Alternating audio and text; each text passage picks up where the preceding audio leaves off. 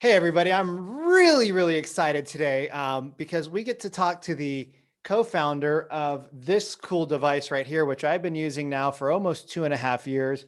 And this is a Nano-V, and she'll talk all about this maybe as a conversation flows. But before we get to that, as you guys know, this is a conversation where real people have gone through real stuff and they've had real transformation. And Rowena Gates, when she was in her 30s, had quite the experience with a head-on collision while she was going to ski, and the car was coming down and hit some well, I'll let you tell the story. Well, we had a hard impact to the front of the car. And the end result for me, everybody lived, which was amazing. It's a good reason to have high quality cars. But the long-term impact for me was I had long thoracic nerve damage, which is a nerve that goes down your back and Okay. controls the right arm. And so it was severe enough that my scapula winged out at 90 degrees, and then my shoulder girdle collapsed. So it was about down here, and it created a lot of torque and twist in my body. And it means you can't lift your arm, basically, that nerve damage. Wow. Yeah. So that was where I started. It wasn't a good start. And then Sounds horribly fun. I went to a range of neurologists. I think it was 3 neurologists at the end. By the end of the day, the last one promised me I'd never use my arm again. And I said, "Oh, I'll play tennis again." And he goes, "No, you won't." I'm like, "Yes, I will." And he got a little upset because these guys aren't used to people fighting back, because Right.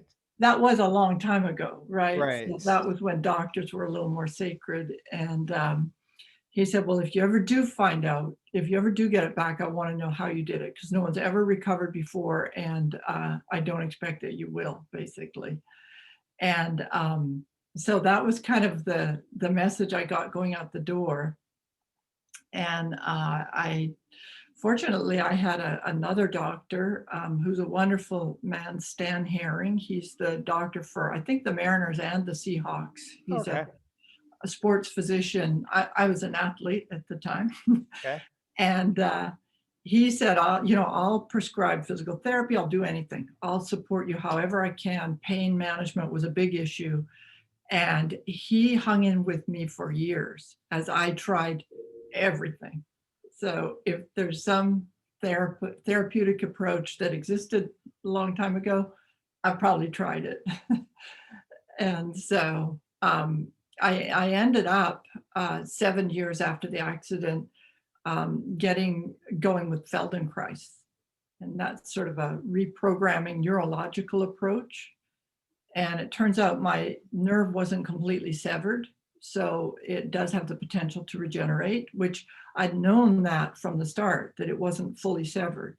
Okay. And so that was my argument. Well, it could regenerate. And it was like, not when it's this badly damaged. It's not going to work. And so at the end of the day with Feldenkrais, I did get it firing again. And then after that, I went into a sort of a rehab stage. So you went and had neurological reprogramming? Yeah, it's a technique called Feldenkrais, and it's done either with a practitioner working with you, or as a kind of a guided exercise that you go through yourself, and it kind of re-alerts your brain to certain movements and activities that the brain has forgotten about, or isn't capable of. And so it's a way of sort of getting the brain back up running correctly on these different movements. So would you call it something more of a holistic approach to healing the body? Yeah, definitely. It's much more common now, Okay. um, but it's been around a long time, and it's used, kind of all over the place. And Um, how did you hear about that? Because, I know you're up in the Pacific Northwest, and I don't know how, alternative solutions were back in the, when this happened in the early 80s, yeah, late 80s. late 80s. I was lucky. One of the very most skilled people, Jeff Haller, is here in this area. Okay. And so I was introduced to him through a friend's sister, and with one of those crazy coincidences where my sister had asked me to look into Feldenkrais for horses because it works really well for animals. And I had it written on a piece of paper that my friend saw. And she goes, "What do you know about Feldenkrais?" And I said, "Absolutely nothing. My sister asked me to find out about it." Okay, this was all before the internet. Right. I know. And she goes, "Oh, my sister's studying it." And so that was the connection into Feldenkrais. And so that really was a wonderful thing for me. It saved me. But I have to say, every other therapy I did was valuable in its own right. You know, they all move you ahead. It's just that nothing got my arm. Oh, by the way, everybody, my arm, see, it works.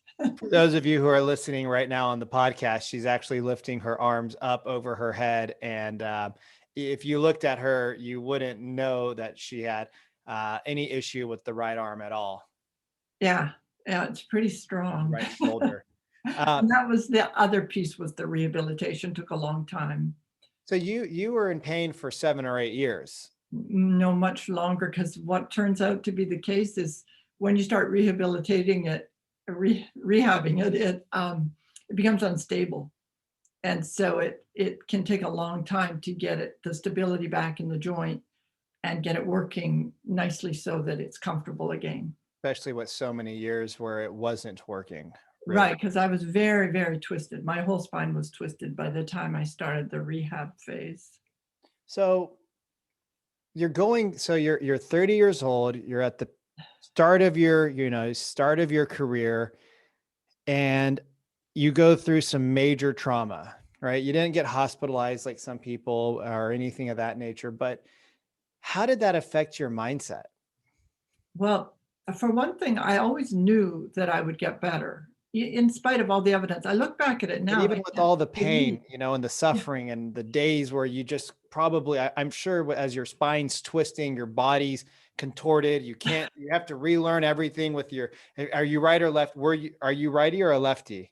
right, right. You had Yeah. to relearn everything while you're in excruciating pain, and your arm, it sounds like, was just kind of there. It wasn't really able to do much, right? I could do everything low down. So I could write, for example, but pick a cup of coffee, my shoulder could go out and it would hurt. Oof. But it's also boring. It's all this, this suffering part. It's not really, it was just a long period, that just, I wouldn't want to have to go through it again. Let's just say that. Well, how do you, so I mean, some of, like, when you go to the gym, right? Let's say you go to a Pilates class, or you go to a yoga class, or you go to a spin class, the pain's going to stop at a certain point. You know that if you put out for 45 or 55 or 65 minutes, the pain will eventually stop, right? So it gives you a target that you're focused on. Okay, ladies and gentlemen, we're halfway through the class. Keep pushing, leave everything on the mat, keep Mm. going. But when you're in this rehab and you're in this kind of new space where the technology is not readily available, or you don't know that it's readily available, how do you keep going every day with the pain, right? Um, How do you build that, as David Goggins would say, how do you build that calloused mindset to not give in? I I got in deep enough because by trying to rehabilitate, I destabilized the shoulder. So I was in so deep that I could only get better at some point. But I don't really know uh, how. I think that it's always the case that you just rise to the occasion when you're in it. Interesting. And I knew it was, I think the thing that drove me was I knew I had to figure out the puzzle, and I just didn't have it figured out yet.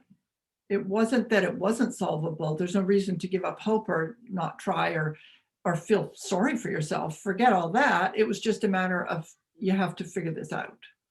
So I love that answer, because I've done things in my life that I've given up on, and I've gone into the victim mode, and then I catch myself, and then sometimes you sway in and out like a pendulum between the victim and the victor, the victim and the victor, like, oh, this happened to me, instead of thinking this happened for me.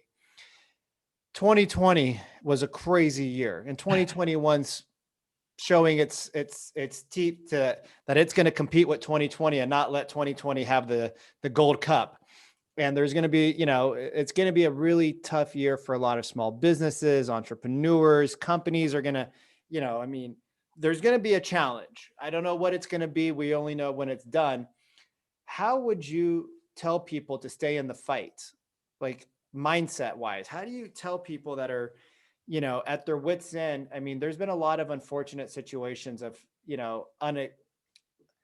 unknown consequences of quarantines and lockdowns. Like we knew they were going to happen, but people are taking their lives. Families are falling apart. People are becoming angry or depressed.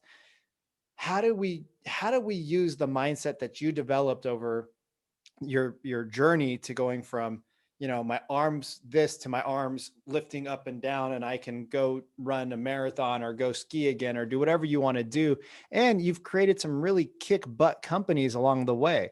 So how do people go from that kind of rock bottom state, right? You didn't ask for a car to come creaming into you at 50, 60 miles an hour. It just happened. So how do you go from that state, like 2020, nobody asked for the world to shut down. It happened. How do we use your mindset that you developed to really strengthen the belief that everything is going to be better and the best is yet to come? I'm, I think you hit what I would hit on is belief. It's not just thinking this is going to happen and I think it'll get better, or even I believe it'll get better. It's I know it will get better. And I know I'm up to it because I wouldn't be presented with these challenges that are beyond me. I have something to learn and I'm up to it. And I know that, this will resolve and work out. But I think the other part of this for both the mental side and the physical side, which I don't tend to separate so much really, Right. it's all about resilience.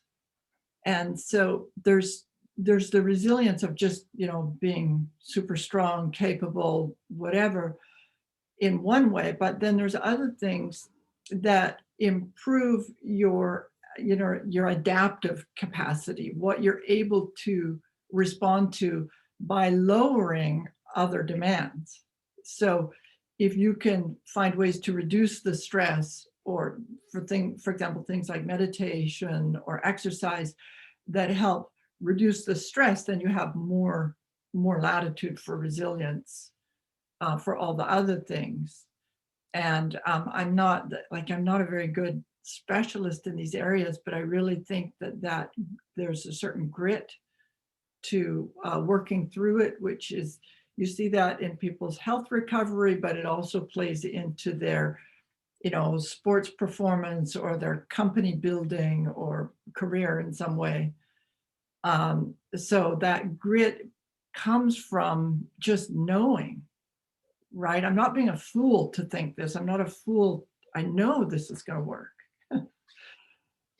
So, oh God, I love that. I love that. I just know, you know, um, there's a spiritual teacher that I've studied with a little bit and I've been exposed to through Tony Robbins. His name's Master Co. He does pranic healing, and his wife had some sort of injury in her leg or her hip or something. And he just started doing, the doctor said she's not going to walk for a long time. And he's like, no, that's impossible. And he just started doing the energy work. Mhm, And he'll say, I just knew I could make her better. mhm, I just knew in my heart that I could help her. And mhm. he's like, I didn't know what I was doing, but I just knew that if I kept doing it, it was going to work. And you being an athlete, do you think that played in? Because, if you're an Oh, athlete at any significant level, you've put in long hours and suffered, and you've built some mindset around suffering is kind of the way to get to, the level of, I don't know if you played college sports or anything like that, but if you're an athlete, you still are suffering on a regular basis. well, I'm Canadian, so we didn't really have college Okay. sports in a serious way. Yeah, you just played But no, I hockey with the wasn't that boys. level of an athlete. But definitely that part where you kind of suffer through it and you have that grit, that ability to power through. that's serves in all aspects of life, in my opinion. So then you're now going on your 10 years and you decide to start a company Mhm. in the early 90s, correct? 95 was my 90. first one. Okay. And so that was an internet-based company, correct? Correct. Doing logistics. Uh-huh. Oh, you're good. It's amazing what you can find on the internet these days. Oh, dear. A quick little internet search, you'll probably find different stuff on me that are more colorful, not as fun. But so you're in the middle of your rehab still Yeah. at this point. You're still rehabbing your body. Your arm is now somewhat functional, Yes. and you decide to open up a company that was pretty successful and probably demanded a lot of energy and time, especially Well, considering none of this was it was all uncharted territory. yeah. Well, it's interesting. The two kind of come together because it was 95 was the year I got the use of my arm back as well. Oh, But what was really interesting is I learned later that I was holding stress in my right leg. So there's a lot of stress when you're starting a company, but I didn't realize all this. I wasn't addressing it. I was just doing it. And so the more I tightened in on my right leg, the more I created complications in my spine. And I never realized that that was like a self-induced emotional sort of response right. until later. And then it was like, oh yeah, if my hip hurts if I'm stressed or whatever. And it's like, wait a minute, it's almost like your body's connected or something. And so yeah, it was a really fun and really stressful time. And I have to say, 95, those early late 90s in Seattle, that was Naveen Jain, Martin Tobias. They were all these entrepreneurs in at that time. And it was really fun, and it was way ahead of its time, way ahead, Yeah. what we were doing. And so we were doing logistics over the internet, which there were, investors we had in our company that didn't know what the internet was, but they liked us or something, that kind of thing. So, but it was good, and that company went on for I think 19 years. I was out, after 3, I think, and I went and did another company that was related to image documents over the internet and customs compliance. Okay. So anyway, And but that all that period was one of those periods where you look back and you say, oh yeah, that actually was kind of hard on my body. I wasn't really taking care of myself well enough. So and when we're young and we're is there a way to have balance while you're creating big companies, right? Is there a way that you can take care of yourself while still building a company in this world that we live in? Or do you have to do one or the other? Do you have to sacrifice your personal life and your family life and your health to build wealth? Or is there a way that you can encompass that in a meaningful way now I that you look think back? I absolutely think they can coexist. And let me think. It was 2001, 2002. Our company had a meditation room, Oh, wow. and Really? like 2002 was a long time ago for people. That's And it was a beautiful room, that people used. We used it in there, and so I probably should have used it more. yeah.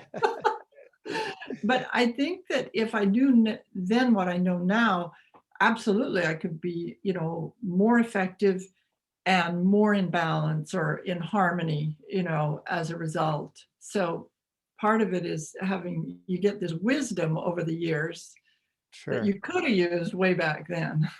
So you guys had a meditation room in your old company back in the early 2000s, Yeah. before meditation was a buzzword, before everybody was like, "Oh, you need to go zen yourself out and do all the, it wasn't cool back then." And people must have thought you were wasting time to go and quiet the mind. I mean, how did you get the buy-in from your team, and how did you get the buy-in from, how did you not get people to just poke fun at you all the time? I mean, Well, this was a big deal back in the day. yeah, not everybody used it, but that's a hiring issue. And when you get these really great people, I had they're just the most amazing software developers. And they were pushing this forward. You know, it was probably one of them that suggested it, kind of thing, even though a lot of us already meditated, just like, yeah, why not? We have all this extra office space. And so I had a really great team that way. So we all kind of moved each other ahead in some ways, I think. And then we didn't, have a sign on the door that said meditation room or something. So if investors came in, it wasn't like we had a big conversation about that. But it just had cushions in there. If you looked in, you could see it. We didn't try to hide it either, but it Right. was like at that time, especially in tech, it's like, oh, those crazy, software people, they could Right. play ping pong and still do their job. Well, and so a lot of the people that watch this show are entrepreneurs. Some are in the six figures, a few seven figures, but mainly they're six-figure entrepreneurs that are listening to this show. And so how do you build that culture?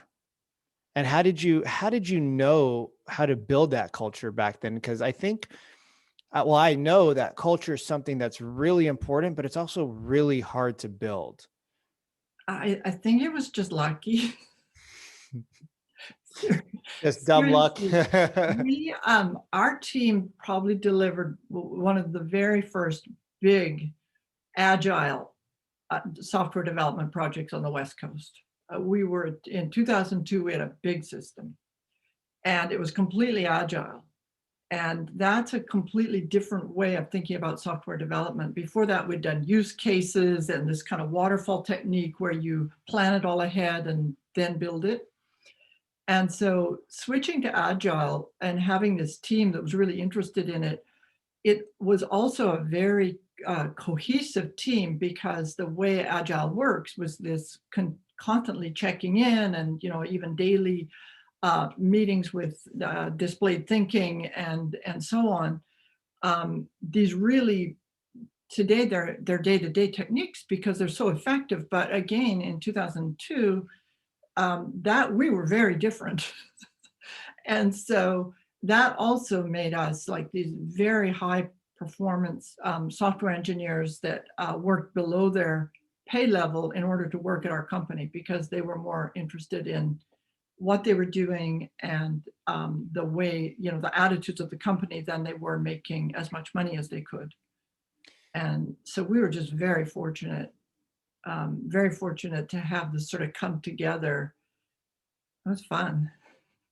That I can tell you get giddy when you talk about it. It's like the little kids coming out of you, and it's like, oh my God, we're doing all this. And I think, I have on my wall, it's be a heart-centered leader. And I don't know that I always follow through with that, right? Sometimes you get stuck in the moment. So before this interview, I said, oh, let me go and ground myself. I had 20 minutes between calls. I said, oh, the sun just peaked out. And so I went outside. I have a chair outside, and I just crossed my legs. I sat down, and for 15 or so minutes, I just meditated. And, it was like, okay, just calm the mind, calm the mind, calm the mind. Be focused, be present, be where you're exactly where you need to be to do what you need to do. And when you build a company with the mindset that sometimes you have to slow down to speed up, and you build a company where, I heard, I lived in Seattle for a few years. And I heard my friends talking about working for some of the big tech companies. If we knew that, if we said the names, everybody would know, because half of them are using their devices and the other half are using the other device. So they were just so frazzled. I mean, I remember one of my buddies, true story. I was remodeling a house with my ex-wife, and I saw him at Home Depot, and they just bought this 4,000 square foot house, and they had one daughter, and it was empty. And him and I were just super good friends. His wife and I became really good friends. And they said, you smell like a bum. You haven't shaved in a week. Like, where is the guy that sold us this house like 3 weeks ago? And I was like, oh, I've been remodeling. They're like, do you not have a shower? And I'm like, well, I don't. We're living, because I had like 5 toilets on or 2 toilets, and we were flipping houses at the same time. So I had like 4 toilets on there. And he's like, you're going to move in with me if your house isn't done by this week. And this is when it was like 2012. We hit the epic snowstorms of that year. Everybody snowed in. My contractors are no longer showing up. Their generators are off. Their parents are sick. Like, it was just a disaster. And so he calls me up. He's like, hey, Vic, it's been snowing. How's the house coming along? And I'm like, well, he's like, okay, you're getting out of the hotel. We were staying at the Red Lion Hotel. He says, you're moving out of the hotel. You're coming over. We're cooking you dinner. Like, and I'm like, I just met you guys. I sold you a house. I made a bunch of money off of you. And now I'm going to live with you guys. Like, I don't even know what to say, but we were so, we'd been in a hotel for a few months, and we go there and we were living with him for probably 3 weeks. And it was awesome. They were such cool people. We lived with them for 3 weeks, and about 10 days in, it's right around Christmas. He was coming out of the parking lot and he fell asleep. It was like 10 o'clock at night. He hadn't eaten all day. He fell asleep coming out of the parking lot. And when he woke up, he hit some snow and his car slid out and he wrecked his car in the parking lot. And so I had a pickup truck, and I went and I picked him up. And as we're driving back, I'm talking to him on the phone. I'm like, dude, what the heck happened? He's like, bro, I've just worked like a slave every day, every night, every day, every night. I just work. I work. And I was like, I know you make a lot of money, but what's the point? Like, why don't you go work for a company? Because you guys don't spend money. Like, you guys could have afforded a $2 million house. You guys bought like a $600,000 house. So you're not even like extravagant. You're driving like a Honda Accord instead of like a brand new Mercedes. Like, you don't care about those things. Like, sure, you drink really expensive wine all the time, but you're not spending the amount of money you make. Yeah. And people, I guess what I'm trying to get to for the long story is, how do you get the mindset where it's more important sometimes to have a little bit better quality of life? Because I felt like he was in Groundhog's Day. I was in Groundhog's Day my whole life. Yeah. So how did you bring in the culture? So I have to say, that was huge. And what you're just describing is the antithesis of what we did, but it was completely contrary to the software industry in the early 2000s or the late 90s. It was churn and burn. You feed them Doritos and Pepsi and they code all night, and it was such a strong attitude, and it was just assumed. And with this team, I think largely on their education of me. So we're backwards here, right? You learn from the people you're with. It was, they did code, obviously code development, and then they take a break. We'd all go sit outside and have lunch. We didn't ever work these long hours, ever. And they were blocks of time, very intense, highly productive, high quality code, very few errors, always double check before we pushed regularly so you knew your code base was all strong, on and on. And so that was wonderful, because I was also, I had little children, and I also felt at liberty to go to their school concert or something. Mm-hmm. And it wasn't like I felt like it was inappropriate, which is how a lot of people feel, a lot of parents, men or women. Yeah. Where Absolutely. it's like they're letting their team down, or it shouldn't be allowed to go out. But those are times you can't get back. You can always work more or some other time, but you can't get back those times when your kids really want to see your face at their school play or something.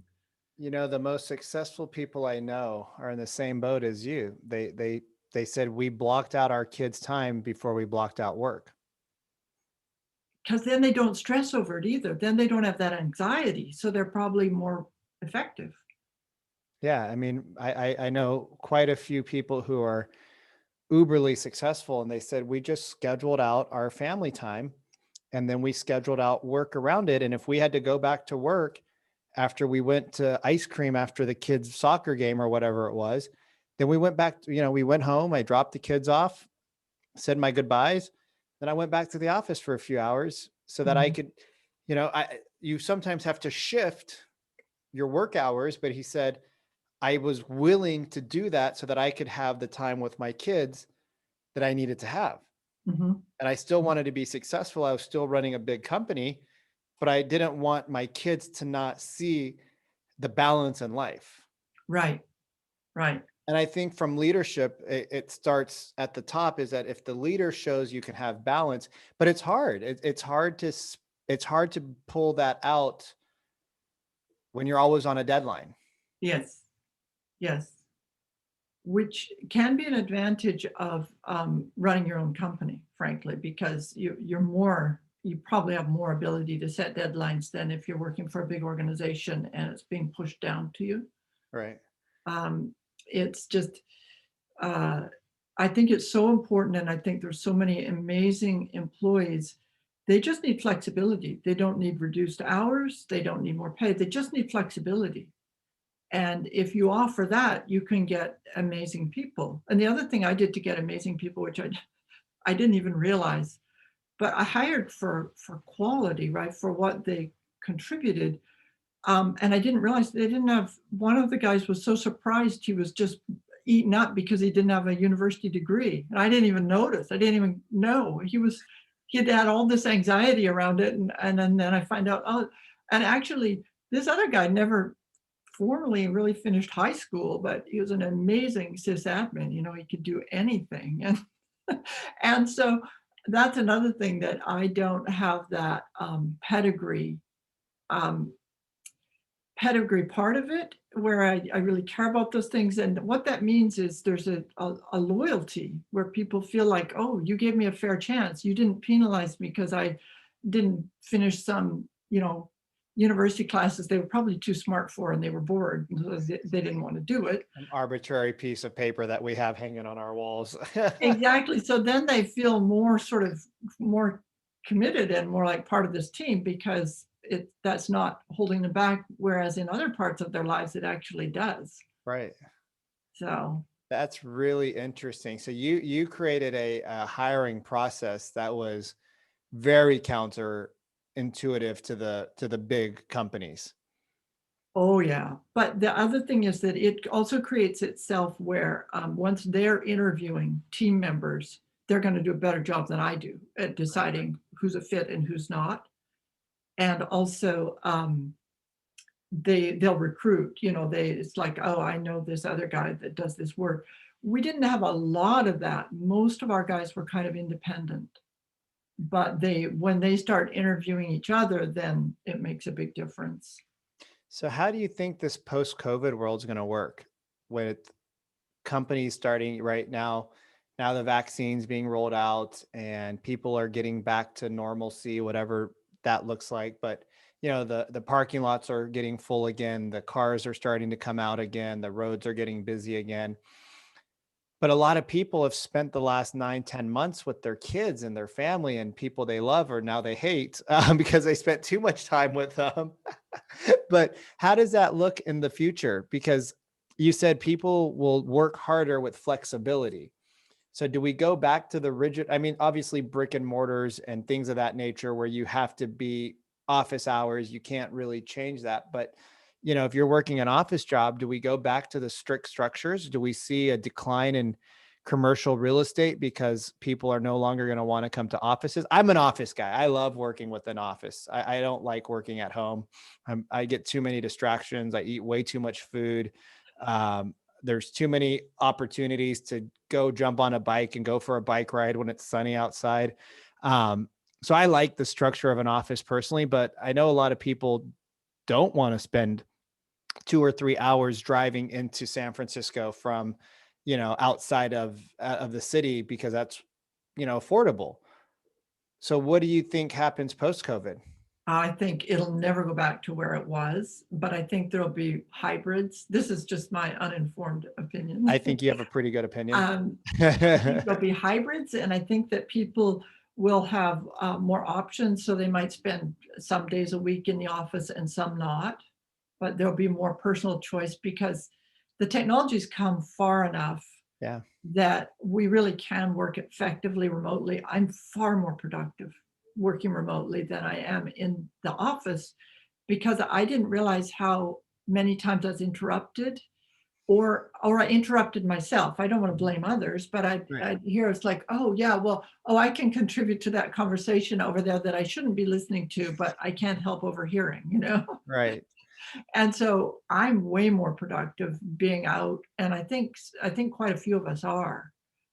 And so I think it's going to be a mix, but I don't think that all the cars will be back on the street with everybody commuting.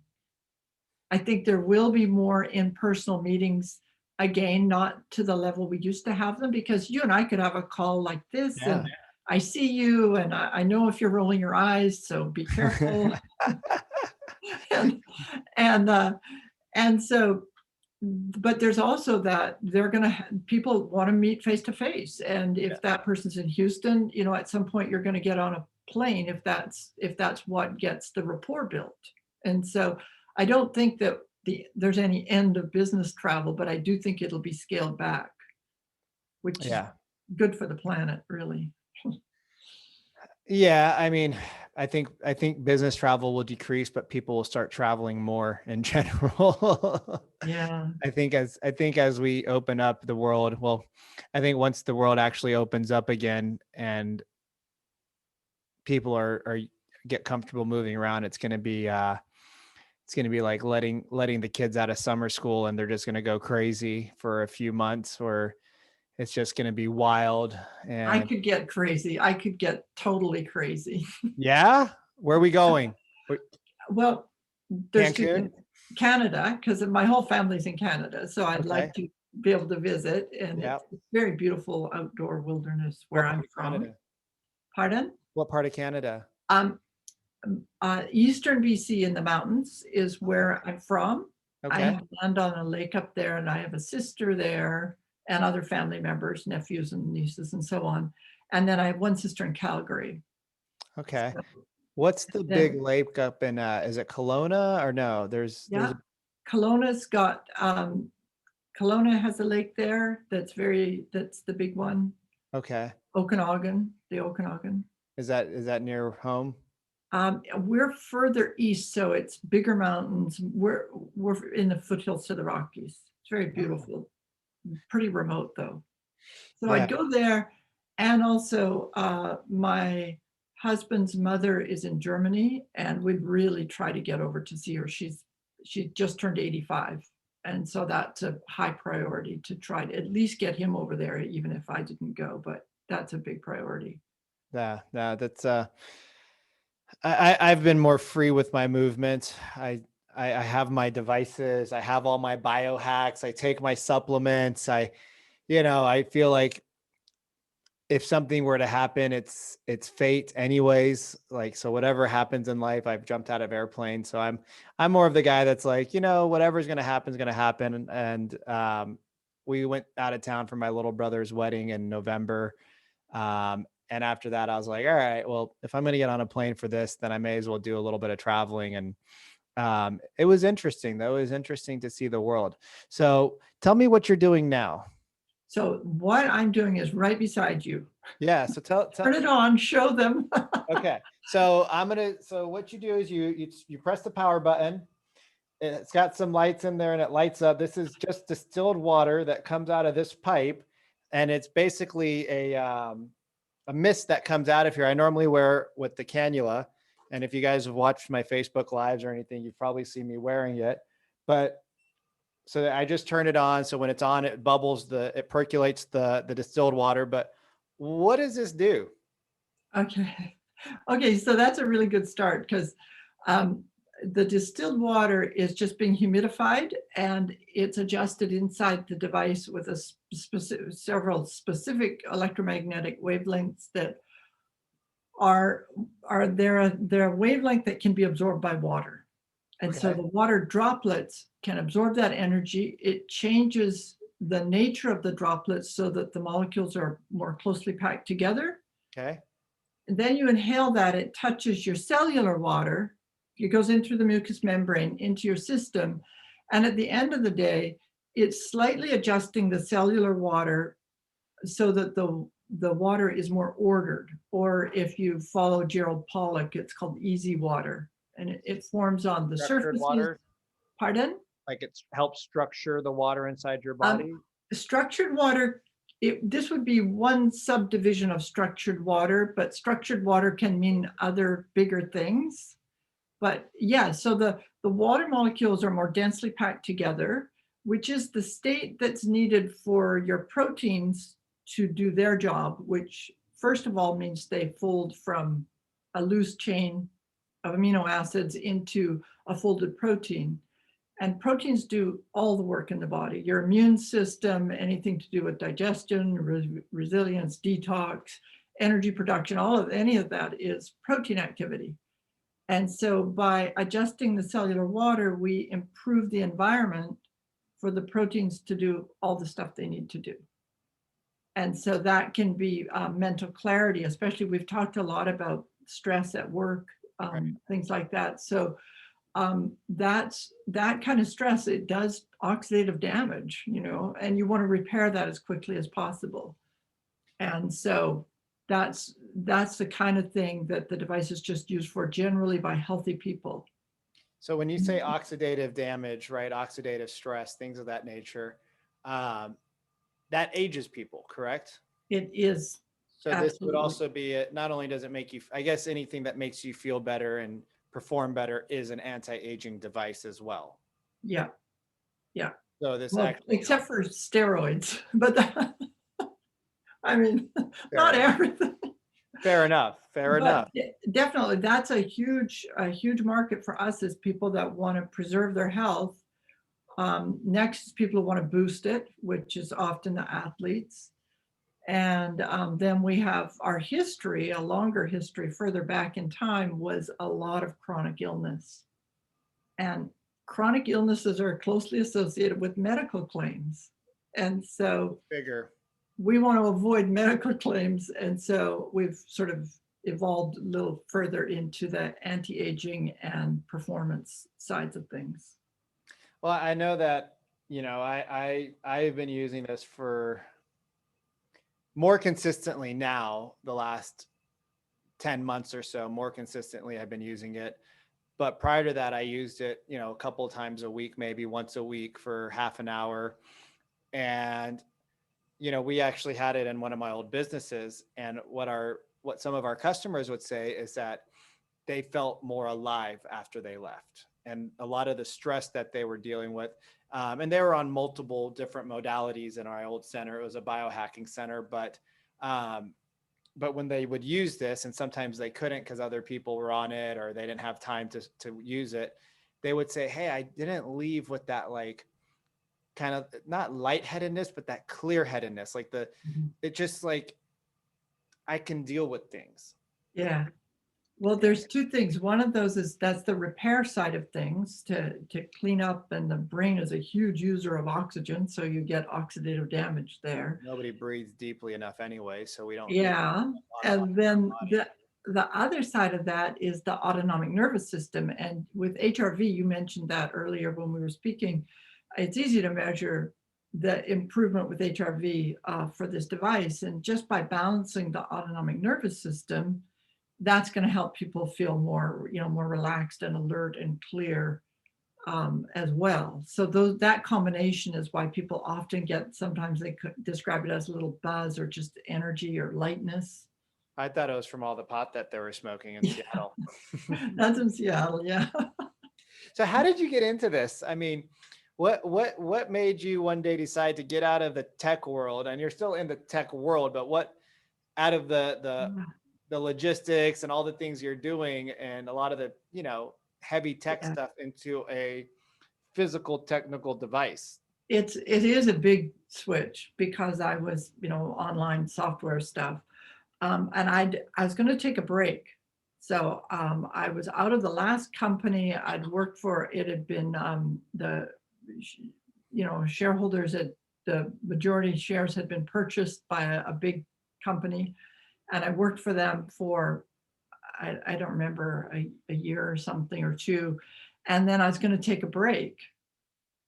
And my partner, Hans Eng, Hmm. is German, and his English wasn't always very good at the time, especially. And so I said I would help, and I just stayed and kept working there because it helped people. People would call and say, "Oh, this made a big difference in my life." And nobody ever said that with internet trade documents, And I was like, "I like this. This is good." And then we, developing this technology, we were just kind of in so deep. You've probably done that with some of your ventures, but we lifted this. Um, And how long has the Nano-V been around? it's about 10 years. Oh, It wow. was actually released a little earlier than that, but it's about a little over 10 years it's been on the market. Okay. And there's a lot that goes into a medical device with approvals and testing and patents and everything. So there's a lot that was done before it was released. But then, as I said, it was mostly for chronic illness. It was mostly integrative physicians and their patients and Lyme disease and all kinds of things, which are nice because you can measure the results. So that's Right. a good thing. It's just that you can't talk about it because it's a medical claim. Okay. So And then how did you guys go from the medical world into the biohacking space and into the wellness space and the anti-aging space? And, how did you guys make that shift? Because I wouldn't have we heard about this, I think, because my dad and I we were looking to open up a business together. I don't recommend that to anybody ever. And we he looked at this and I'm like, no, it's a fair chunk of change. And I was like, no, let's hold off on any big purchases. Let's just get the business up and running. But then he showed up with it anyways. And I was like, all right, well, let's start using it. And I started using it while I was doing the construction. And I was like, I don't know. I wasn't measuring it, but I just felt like a 15-minute charge up on there helped a little bit. So when we were doing the construction, I would just kind of go and sit in his office and do a little quick charge up because our offices were closed. And I felt, maybe like there was a little bit of mental clarity or anything. But how did you guys get into that wellness space? it's interesting that you mentioned that because it's mitochondrial function. And a lot of us think of Dave Asprey with the mitochondrial function. Right. And I'll tell a story about Dave. Hope that's okay. But when I first met him, I think he'll be okay with it. he said, "Oh, I use this, I'm writing this book and I use this every night. I'm working till about 3, right? And I need the focus and clarity, and I use it then." And he was writing the book about mitochondrial function. And then he said, "Well, kind of how's it working?" And then I could see the things going together. It's like, oh, I should have put that in the book because it's mitochondrial function that's making you, more alert and have some energy. And so he didn't have it in the book, but it should have been. So he used it to write the book, but he didn't include it. It's like, Dave, you're killing me. Come on, Dave, give me a little, throw me a little bone here, buddy. So, Exactly. It's like, oh man. so where's your guys' company going next? Um, we are we did an upgrade to the technology last year, Okay. and we're gonna ride with that and try to get it out. I love it in centers where multiple people can share one device. Is that So what the new technology allows? yes, it's a Like, great for that because you put one device there and everybody can use it. There's no additional cost. It's not like a supplement or something, or so it there's just any has consumable. it has more outputs essentially. No, no, just one at a time. Okay. But just so we have right now we have quite a lot of centers, but it's not a good time for centers, as you know. Right, And right. so when that sort of opens up, that's a new agenda of mine, is to really try to get it in more publicly accessible places. So it's easy for people to just go and use it. Is it mainly being used in like sporting facilities, like like you said, certain doctors' offices and home use, or is it mainly home use right now? It's about 50-50 probably, but a lot of those centers are medical centers where you can't just go in and use it. Okay. And we have it in performance centers, but they're high performance centers. Right. And so ideally, it's got a smart card technology. There's a slot in the Yeah. front where you can put a card in it. So ideally, it could be in a gym, and everybody goes to the gym 3 times a week anyway. So Right. it could be part of that, which is something I'd really like to see because you don't have to charge a fortune for it. It doesn't have a No. high cost of operation. No, you just got to change the water out once every couple of days, depending on how often you're using it. Yeah, and that way it's more affordable for people because as you mentioned, it's not inexpensive, and so people know the prices range from a little over $5,000 to a little under $14,000, Right. depending on how powerful the device is. So it's not inexpensive generally. However, an individual session, it could be part of a gym membership or something as well, and that Right. would be really nice. Yeah, I mean, for home use, it gets a little pricey, but for a business setting, Yeah. ten or $15,000 for a piece of equipment that can generate income pretty easy. This is your guys' higher end one, so these are 15-minute sessions. So you could be putting 4 people an hour through them at 15, 20, Mhm. 30, $40, and within a few Yeah. months you could really pay back your initial setup cost. Yeah.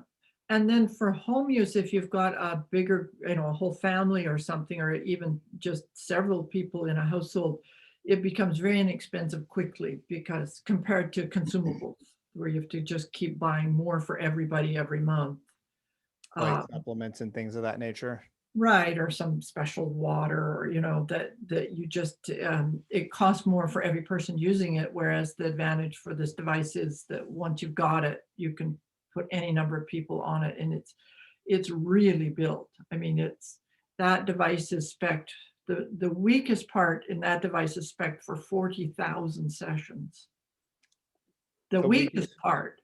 And there's no reason it should fail at that. It's just that it's spec to last at least that long.